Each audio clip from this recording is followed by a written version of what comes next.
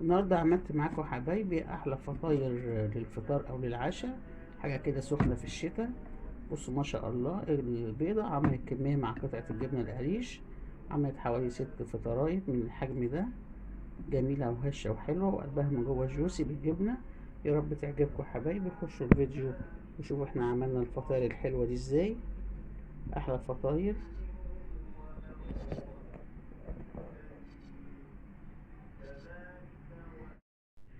صباح الخير يا حبايبي، عاملين ايه؟ ان شاء الله يا حبايبي هعمل معاكم فطار كده يدفي في الشتاء اللي احنا فيه ده. ممكن تعمليه فطار وممكن تعمليه عشاء.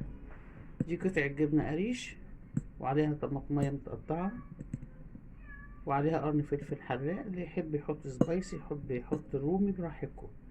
ممكن برضو تحط زيتون. لو عندي زيتون، انا ما عنديش زيتون فما حطيتش. هحط عليها معلقة صغيرة كده، اقل من معلقة زيت زيتون او زيت ذرة اللي عندك.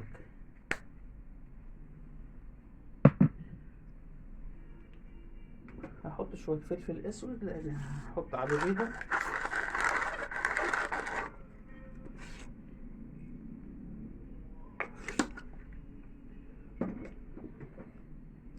طبعا تبع الكمية اللي انت هتكفيك، يعني انا عاملة دي وجبة تكفي نفر واحد او اتنين. هنحط عليها بيضة،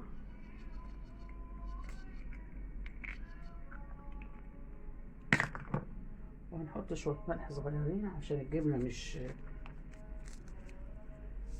مش حادقة يعني، فهنحط بس شعرة ملح كده. لو حابة بقى تحطي كمون او اي طعم من.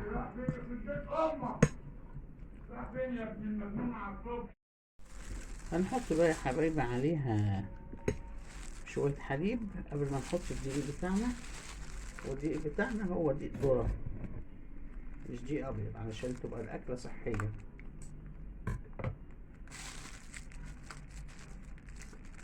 نحط شوية حليب كده اللي نقدر نحط فيهم الدقيق.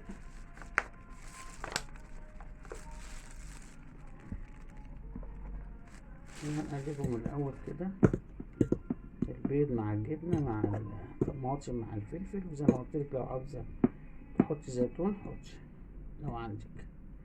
أنا ما عنديش زيتون فعشان كده ما حطيتش. معايا بقى دقيق أصفر. هحط كام معلقة كده وأقلب وأشوف أنا محتاجة تانية ولا لأ. الدقيق الأصفر يا حبايبي دقيق صحي، يعني تاكلي منه وتشبعي، ما تخافيش من السعرات بتاعته زي العيش الأبيض. يعني الدقيق الأبيض العادي ده بيبقى مؤذي كتير، انما الدقيق الاصفر ده دقيق صحي.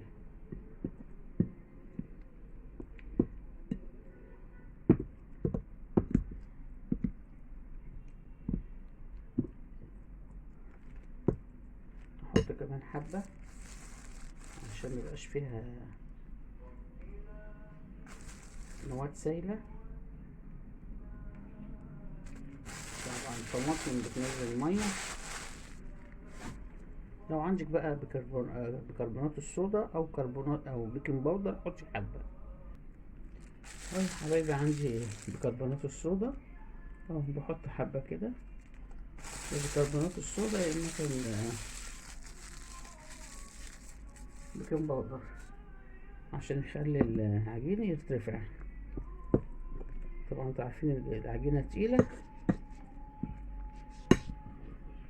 انا قلت لكم حطيت معلقة زيت زيتون. ممكن تحطي زيت ذرة عادي. نبدأ بقى نجيب الطاسة اللي هنعمل فيها الفطاير الصغيرة دي.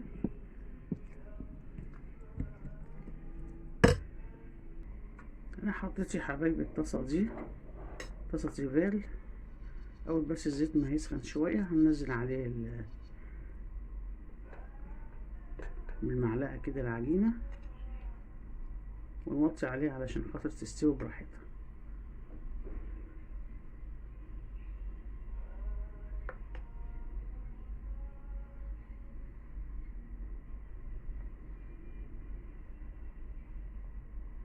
نفردها بس كده ونسيبها، تكون نار متوسطة علشان ما تضيعش منك وما تستويش.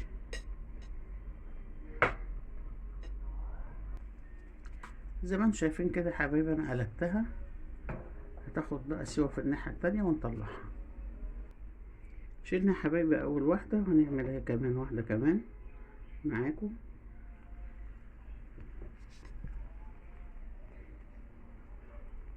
تحطيها كده وتفرزيها شوية كده على خفيف كده، كل ما تحسي ان الطاسة نشفت مفيهاش زيت خالص امسحيها بالزيت. زي ما انتم شايفين كده ما شاء الله، بصوا لونها وشكلها جميل ازاي عشان معمولة على الهادي. كده عملنا التانية اهي يا حبايبي ما شاء الله، قلبتها على وشين اهي.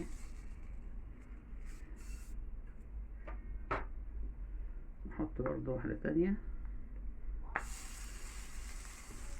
ممكن لو عندك طاسة كبيرة تحطي الاتنين جنب بعض، بس انا بحب الطاسة دي فبحطها واحدة واحدة